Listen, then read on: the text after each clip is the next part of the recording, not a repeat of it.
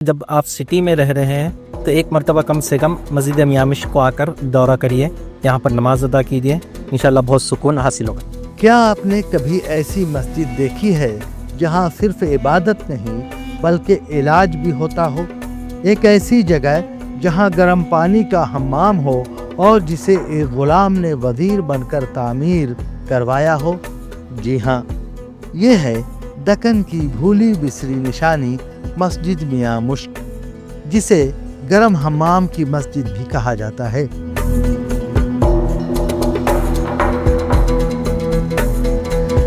اس programme کے sponsor ہیں fancy ice cream Hyderabad.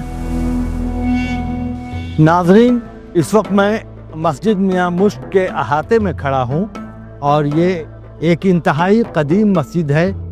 اس طرز کے حمام اس دور میں بغداد، ایران اور وسط ایشیا میں عام تھے۔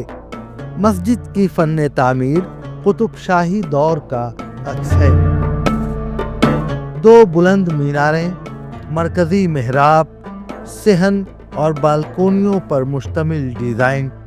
مسجد سے متصل ایک چھوٹا قبرستان بھی واقع ہے۔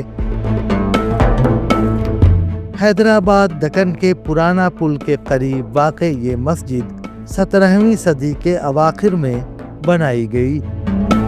اس کے بانی میاں مشک تھے۔ میاں مشک ایک حبشی نژاد غلام تھے جنہوں نے قطب شاہی سلطنت میں اعلیٰ مقام حاصل کیا تھا۔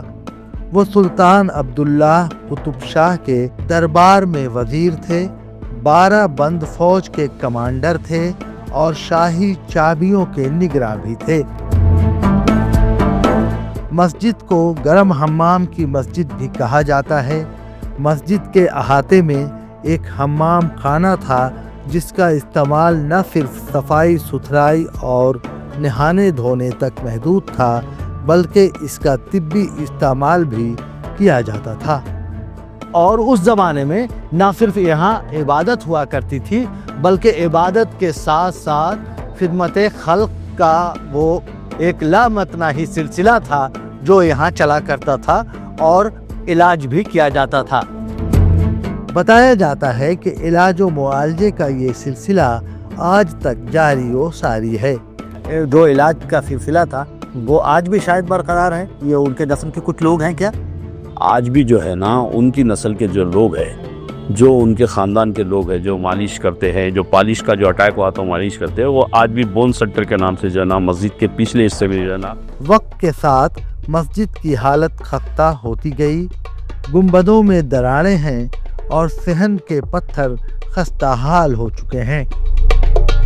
چاہیے جو پہلے گرم حمام کی مسجد کہلا، ہاں یہ جو ہے گرم حمام کا وہ دیکھا بھی میں نے نقشہ۔ جی ہاں، برسوں پرانی جو ہے نا بات ہے کہ جو ہے نا حمام گرم یہاں پہ جو ہے نا ہے اور موجود ہے اور کچھ جو ہے نا بالکل جو ہے نا بوسیدہ حالات میں ہے۔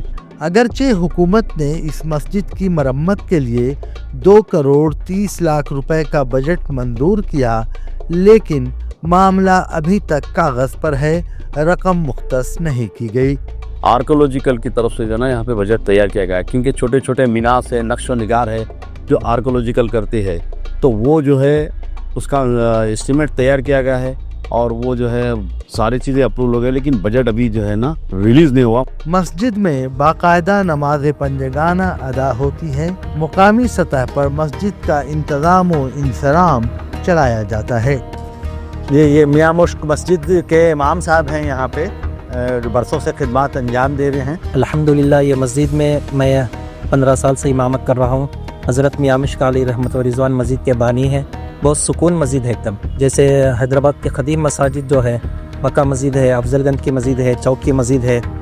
بہرحال مسجد میاں مشک قدیم دکنی تہذیب و تمدن اور فن تعمیر کی بھی ایک مثال ہے، مگر مسجد کی ہر اینٹ اور ہر دیوار یہ سوال کر رہی ہے کہ کیا ہم اپنی تاریخ کے محافظ بنیں گے؟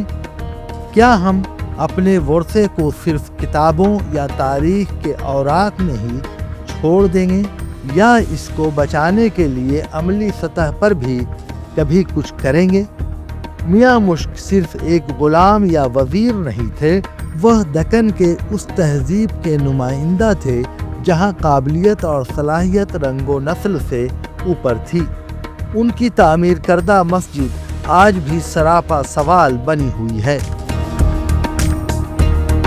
شاعر مشرق علامہ اقبال نے کہا تھا کہ مسجد تو بنا دی شب بھر میں، ایما کی حرارت والوں نے، من اپنا پرانا پاپی ہے، برسوں میں نمازی بن نہ سکا۔ پرانا پل واقع مسجد میاں مشک کے احاطے سے میں عالمگیر رضوی اپنے ساتھی سمی کے ساتھ دکن میڈیا کے لیے۔ ناظرین، چلتے چلتے ایک گزارش ہے کہ ہمارے چینل کو لائک، شیئر اور سبسکرائب کرنے کی زحمت گوارا کریں تاکہ ہماری حوصلہ افزائی ہو اور ہم آپ کو یوں ہی داستان دکن سناتے رہیں۔ تو ناظرین، ہماری اگلی ملاقات ہوگی دکن کی ایک اور بھولی بسری نشانی والی کہانی کے ساتھ۔ تب تک کے لیے اجازت دیں۔ اللہ حافظ۔